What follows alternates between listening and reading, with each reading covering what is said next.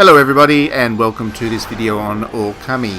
For those of you who haven't been following along, this game was released on the PlayStation 4 just this week, and it's obviously been around for a long time now. It was originally a PlayStation 2 release, was ported to the PlayStation 3, and there was also a Wii release in there as well.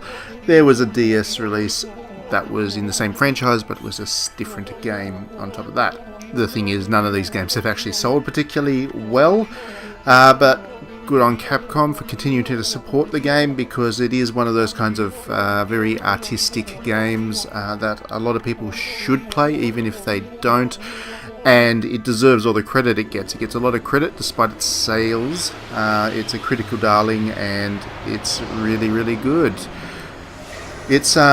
It's a Zelda game for those of you who haven't played it, or a Zelda-like if you want to call it that, in that you obviously wander around a world that looks like a Zelda world. You go into dungeons, and it has puzzles similar to Zelda puzzles and all of that kind of stuff. It is a Zelda-like. People often dismiss it indeed as a Zelda clone, although I think that's a little bit unfair, because this game actually has a much stronger sense of storytelling and narrative, and it's much more important to the Japanese culture, because it is a very, as you can see from the art and the style, it's a very cultural artifact of Japan. It features Japanese style art, it features Japanese mythology, or it appropriates Japanese mythology to tell its own story. There's a lot of names in there if you're familiar with the Japanese gods and spiritual concepts. There's an awful lot in there that will be immediately familiar to you as you play along. And for that reason, I don't really feel comfortable calling it a Zelda clone. It definitely stands out as its own game, and I think it's very worthy, and I will be very controversial and say that I think it's better than the Zelda games that I've played, with possible exception to Majora's Mask and Ocarina of Time. Those were great games, and obviously all the Zelda games are great games. I'm not saying that they're bad games, but for me, this is a more attuned to, I guess, my sense of aesthetics and so on. So I kind of prefer it. But the reason I'm making the video actually is not really to talk about Ōkami in general, but more to discuss the art style, because it's one of those things in the games industry that I always found quite amusing and interesting, is compared to other forms of art out there, there's less of a tolerance, I guess, for this kind of really creative approach to the visual aesthetic.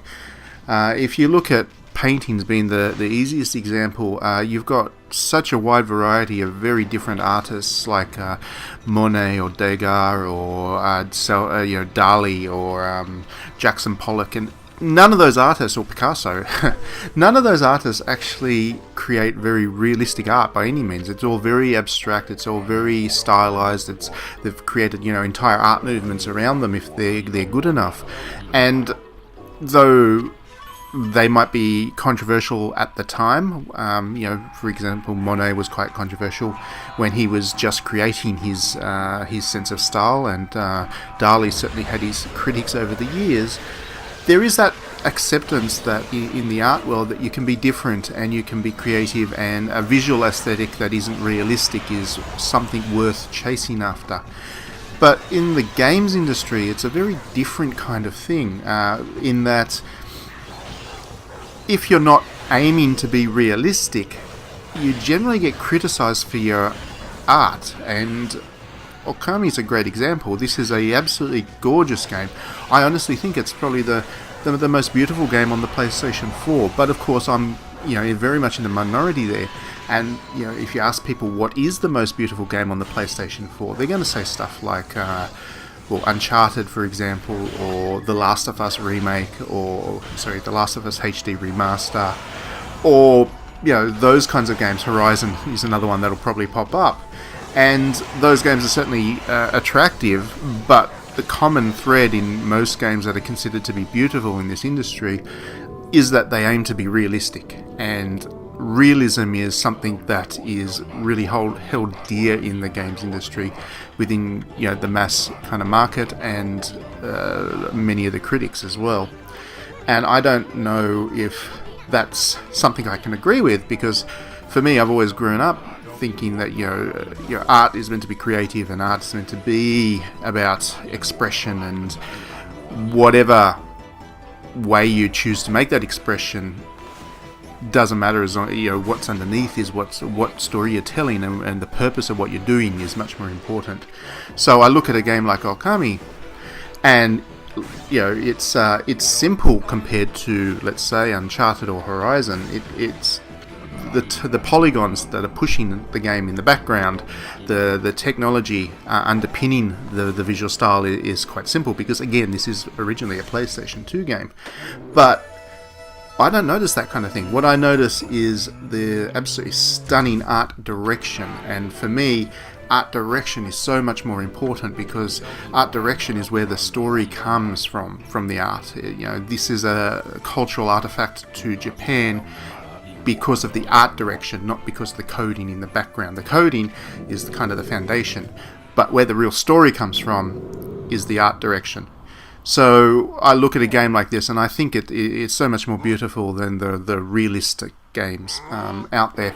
And the other good thing about taking this approach is it's kind of timeless. Even if you don't think it's the most gorgeous game on the PlayStation 4, Ōkami is a very attractive game, you'd have to say. And it's a PlayStation 2 game originally. The reason it is attractive is because it's so heavily stylized that it has a timeless quality, whereas realistic games tend to age very quickly. So what looks great now won't look great in a couple of generations when the technology improves. Horizon or Uncharted, they're going to look dated in a couple of years. They just are. They're going to be good for their time, and people will talk about them in that term, but there's going to be something that's more realistic and more detailed and stuff that's going to come along and replace them. Nothing's going to really replace Ōkami, because nothing is going to look like Ōkami, because the art direction is distinct and unique, and the only people that can kind of come up with that are the people that created it. So you can't really copy what Ōkami is doing, unless you happen to be the creator and come out and do an Ōkami 2, which probably isn't going to happen.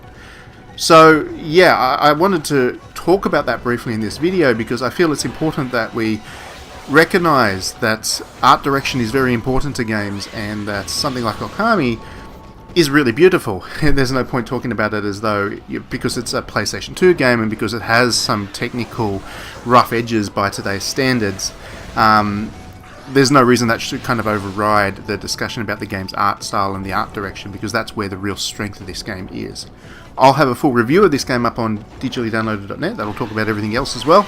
But I hope you play this if you haven't played it before. It's a great game, and I hugely recommend it, and I think it's a wonderful release on the PlayStation 4. So enjoy it. Thanks for listening, and I will catch you at the next video.